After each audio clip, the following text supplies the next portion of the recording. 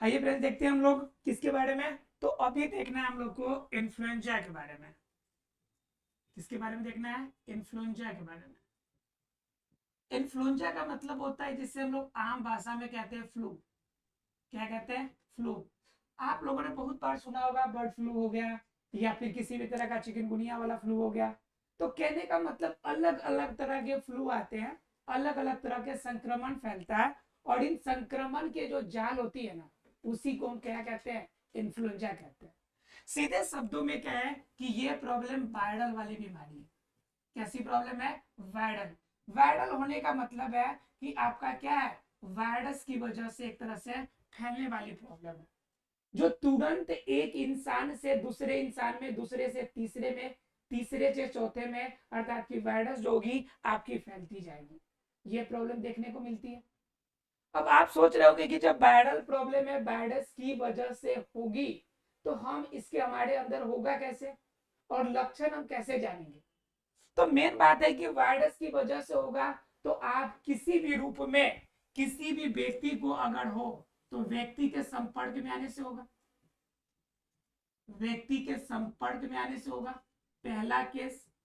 दूसरा केस क्या होगा कि व्यक्ति के संपर्क तो हो गया पहला नंबर।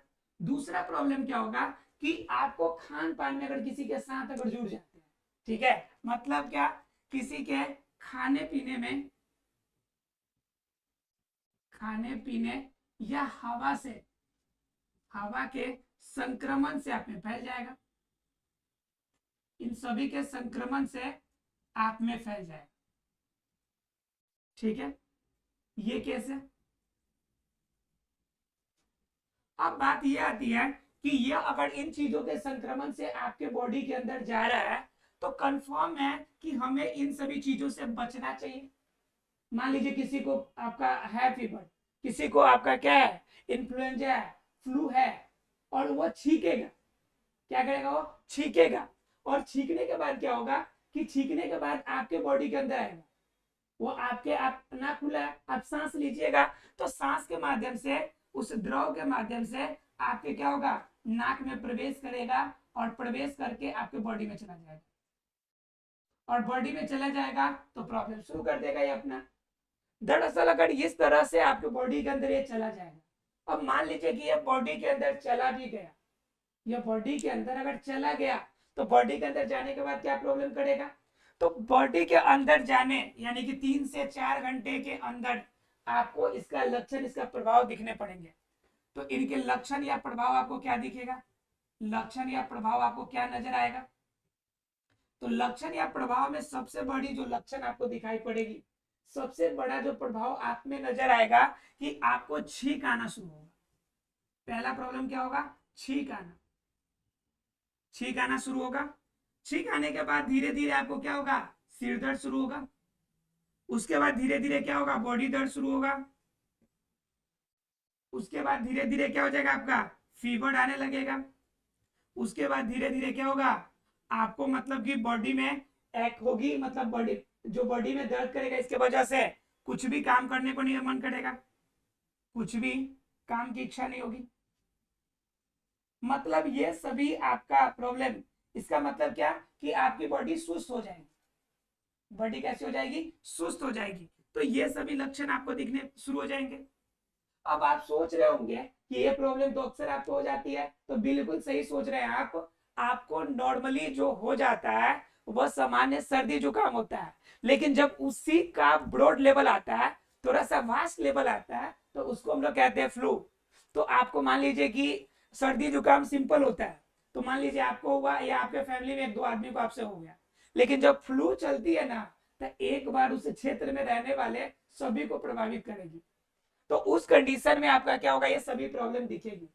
अब आप सोच रहे होंगे ये प्रॉब्लम अगर दिखे आपको तो दवा कौन सा ले? आपके सोच रहे होंगे कि अगर ऐसा प्रॉब्लम हो रहा है तो कोई टीका है क्या, टीका का इस्तेमाल कर ले?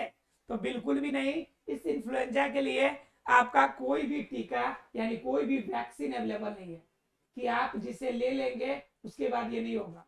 जनरली वायरल बीमारी के लिए वैक्सीन आपकी कम मिलती है जो आपका सामान्य रूप से फैलने वाला है।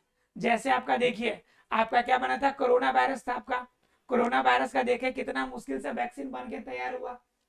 तो ये इस तरह से इतना दिन से है, लेकिन इसका वैक्सीन अभी तक तैयार नहीं हो पाया कुछ भी।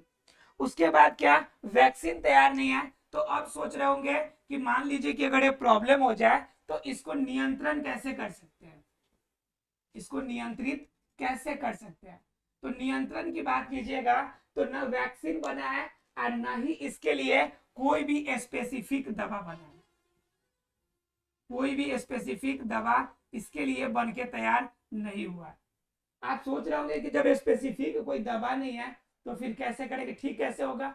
तो इसके ठीक होने की बात है, तो इसके ठीक होने के लिए सबसे बड़ी उपाय है कि आप विश्राम प्रॉपर करें, विश्राम प्रॉपर तरीके से करें, यानी बॉडी को पूरा रेस्ट दीजिए, संक्रमण वाले जगह से बचिए, संक्रमण वाले स्थान से बचें,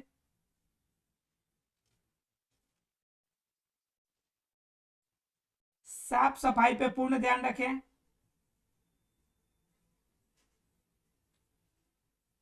तो इन सभी माध्यम से क्या कर सकते हैं, आप कंट्रोल कर सकते हैं। या फिर आपको जब ज्यादा प्रॉब्लम हो रही है तो मान लीजिए कि सर दर्द के लिए अलग ले लीजिए आप, बॉडी दर्द के लिए अलग, फीवर के लिए अलग, यानी इन सभी के लिए एक दवा। जैसे मान लीजिए कॉम्बीफ्लैम है, जैसे आपका क्या हो गया, कॉम्बीफ्लैम है, तो ये आपका क्या हो गया, कॉमन दवा होती है सर दर्द, बॉडी दर्द। उसके बाद आपका जनरली क्या कहते हैं, थोड़ी सी फीवर हो, आपकी ये सारी प्रॉब्लम जो छींक आ रही हो, ये सभी प्रॉब्लम के लिए आप जनरली क्या ले लेते हैं, कॉम्बीफ्लैम ले लेते हैं। आखिर आप नहीं भी लीजिएगा तो ये सही हो जाएगा अगर प्रॉपर तरीके से विश्राम करते हैं तो जनरली इसके लिए कोई दवा स्पेसिफिक बनी नहीं है, कोई भी स्पेसिफिक दवा अर्थात इन्फ्लुएंजा के लिए, फ्लू के लिए कोई भी खास दवा बनी नहीं है। क्लियर है आप लोग को। तो इस तरह की अगर बात कर लेते हैं कि आपका यह जो आपका इन्फ्लुएंजा है, तो ये फैलने के तरीके हम लोग जान लिए कि ये फैलेगा कैसे, ठीक है। दूसरा नंबर जान लिए कि होने के बाद लक्षण क्या दिखेंगे आपको, छींक आना, सिर दर्द, बॉडी दर्द, फीवर। उसके बाद हमने ये भी जान लिया कि इसको नियंत्रित कैसे कर सकते हैं, ठीक है। अब ये सभी जान लिए हम लोग, तो बात आती है कि अब इसे हम रोक कैसे सकते हैं कि हमें हो ही नहीं। हमने तो आपको बता दिया कि फैलने का कारण तरीका क्या है, लेकिन आप जरा सोचिए कि हम इसे रोकथाम कैसे कर सकते हैं। तो रोकथाम के लिए सबसे बड़ी उपाय अगर करें हम लोग, अगर बात करें इसके रोकथाम के लिए, मतलब ये रोक कैसे सकते हैं, तो रोकथाम के लिए अगर बात करेंगे तो सबसे बड़ी चीज है कि हमें साफ सफाई रखनी पड़ेगी, दोनों, एक व्यक्तिगत सफाई, व्यक्तिगत साफ सफाई, साफ सफाई, और दूसरी क्या, आपकी सामाजिक यानी आसपास की, आसपास की भी साफ सफाई। दो चीजें तो बिल्कुल चाहिए। और क्या चाहिए आपको कि कभी भी संक्रमित वाले जगह पे अगर जाए तो मास्क लगा के यूज करें, मास्क का यूज करें, यानी संक्रमित वाले जगह पे क्या करें, आप मास्क का इस्तेमाल करें, मास्क का इस्तेमाल करें। दूसरा नंबर आपका, तीसरा नंबर कि अगर किसी को संक्रमण हुआ है या आपको संक्रमित हो जाते हैं तो आप जब भी छींके तो अपने मुंह पे या तो क्या कहते हैं मास्क लगाए या फिर रुमाल का इस्तेमाल करें, छींकते समय रुमाल का इस्तेमाल करें। क्लियर है। तो ये सभी कुछ है चीजें जिनसे हम क्या कर सकते हैं, रोकथाम कर सकते हैं। जनरली ये प्रॉब्लम होती है पानी वगैरह इकट्ठा जब होने लगती है तो समझिए कि मच्छर अगर बढ़ना शुरू हुआ तो समझिए कि प्रॉब्लम शुरू हुआ, मच्छर अगर कहीं आगे ना शुरू हुआ मतलब कि प्रॉब्लम शुरू हो गया। ये बात हमेशा ध्यान रखिएगा। तो ये क्या हो गया आपके इन्फ्लुएंजा। आशा फ्रेंड्स इन्फ्लुएंजा क्लियर हो गया होगा आप लोग को। चलिए इन्फ्लुएंजा क्लियर हो गया, तो अब हम लोग देखेंगे आगे जो है आपका किसके बारे में, इन्फ्लुएंजा के बाद हम लोग आगे देखेंगे एस्केरेसिस और आपका हाथी पावर, जिसे हम लोग अगले क्लास में इसे देखेंगे। मिलते हैं अगले क्लास में, तब तक के लिए thank you very much friends.